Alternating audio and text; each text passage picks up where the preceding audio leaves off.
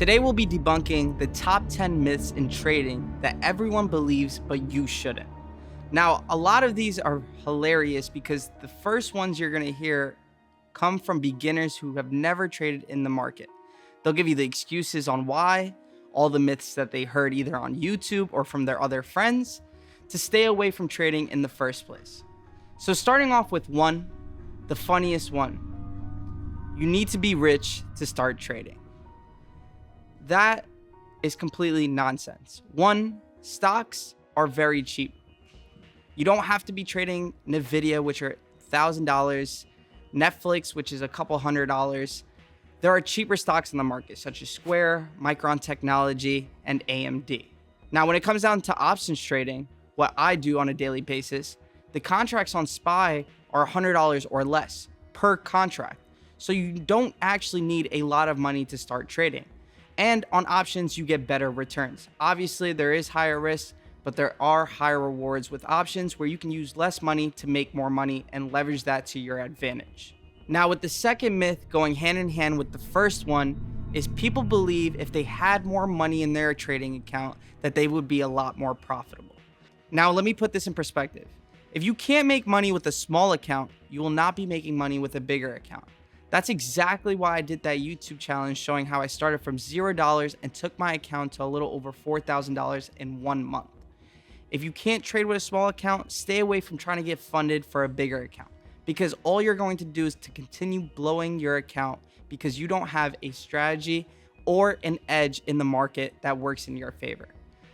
That goes hand in hand with the first one. Stay away from bigger accounts, even if you have a lot of money in your bank account. That doesn't mean fund all of it into your trading account and start trading from there. Even if you have $50,000 to $100,000 in your account, you should still only fund your account with $1,000 or $2,000 just to get used to how trading works in the first place. Now, with this third trading myth, you hear this a lot from beginner traders or people who have never traded in the market. They compare trading to gambling. While there are risks in trading, just like there is in gambling, gambling is almost close-sighted versus trading. Trading is based on probability and predicting the market. Now, you don't sit there and say, hey, today I think the market's going to go up. I'm going to buy some shares or I'm going to buy some calls and guess that the market's going up. That's not how it works. Now, a lot of beginner traders think that that's how it works, but really, there's a lot more that goes into it. First of all, finding technical analysis, watching the tape, which is level 2 times in sales, and volume. You have a lot of things in your favor, such as unusual activity, option flow, that can tell you where the market is predicted to go rather than sitting there at a gambling table and playing blackjack to get 21. The fourth is people who think that they can come into the market and think that you can get rich quick.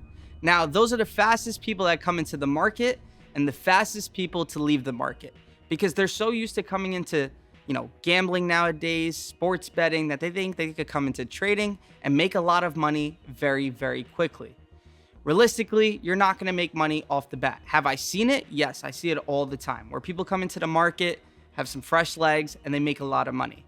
Now, with those types of people who come in and make money quick, they didn't learn all the risk that goes behind it, all the risk management that goes behind it, and they end up losing that money over time. Maybe not as quick as they made it, but it could just be as quick as they made it or over a period of time where they're going to end up losing that money anyways. For the rest, trading usually takes up to 6 months to a year to really get the hang of it. Now, that doesn't mean it is going to take you 6 months to become profitable, but it's going to take you 6 months to sit there and be like, I know exactly what I need to do on a daily basis. I'm going to have a scheduled plan, scheduled risk management, and I'm going to journal my trades every single day. That's something a lot of people don't understand when it comes to trading because they think they're just going to come in and make money right off the bat. Now, this next myth, which is the fifth here on our list, is something that I believed at the very beginning of my trading career as well. More trades equals more profit. And honestly, it took me a while to realize that was nonsense. And because I was making money thinking, okay, the more trades I take during the day, the more money I'm going to make, and it was working for me, I thought it would work over time. Now, obviously coming into the market, obviously you get some beginner's luck, and I thought that that was going to help me in the future. Just take as many trades as possible, and that's how much profit I'm going to make for the day. Obviously, faster than ever, I quickly found out that that wasn't the case in trading. It's actually the opposite. The least amount of trades you take is the more you're going to make. I actually have friends that only trade 2 or 3 times a month, and they make a lot more than me. Rather than me, who I don't think that I take a lot of trades per day. I take maybe 1 to 2 trades a day currently, which is about 20 to 35 trades a month. And that's a lot, quote unquote, to my other friends. Now, a lot of people come in and try to make 4, 5, 6, 7 trades a day. Have you ever seen someone with a bunch of trades that they took in a day and you're like, how did you trade all those trades in one day? Those are the people that won't be profitable over a longer period of time.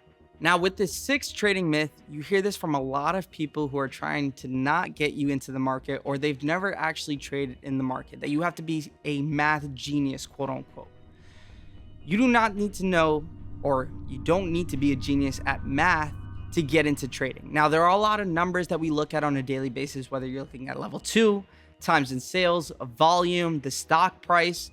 Yes, we see those numbers flashing on a continuous basis, but you don't actually need to be a math genius. You barely need to know algebra 2. Now, the 7th trading myth is something that a lot of traders believe, that past performance will predict future trading occurrences. People try to go back in time and see, okay, when the Fed cut rates at this time, this is what happened after the market, this is what's going to happen. If that was the case, we would know exactly when a recession would happen.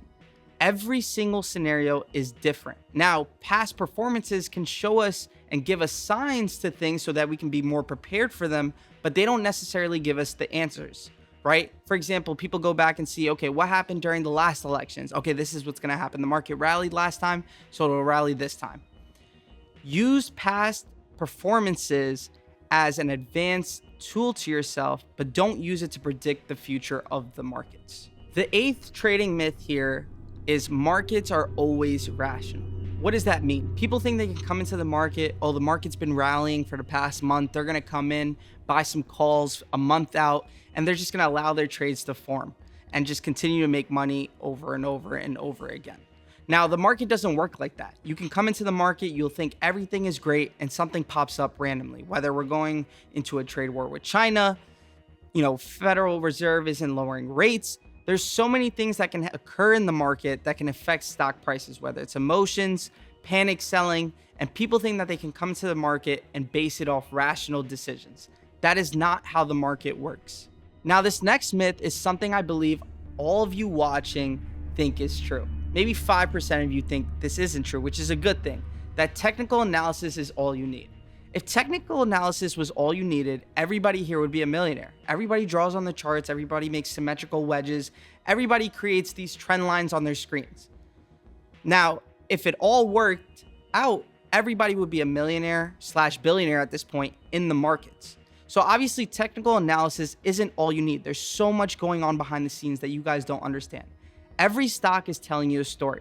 There's dark pool orders, there's option flow, there's stock flow, there's times in sales, level 2, volume.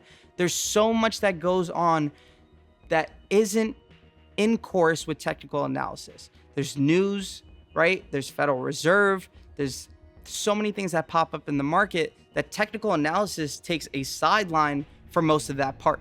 Now, the last myth, which I saved the best for last, is a high win rate in the market equals success.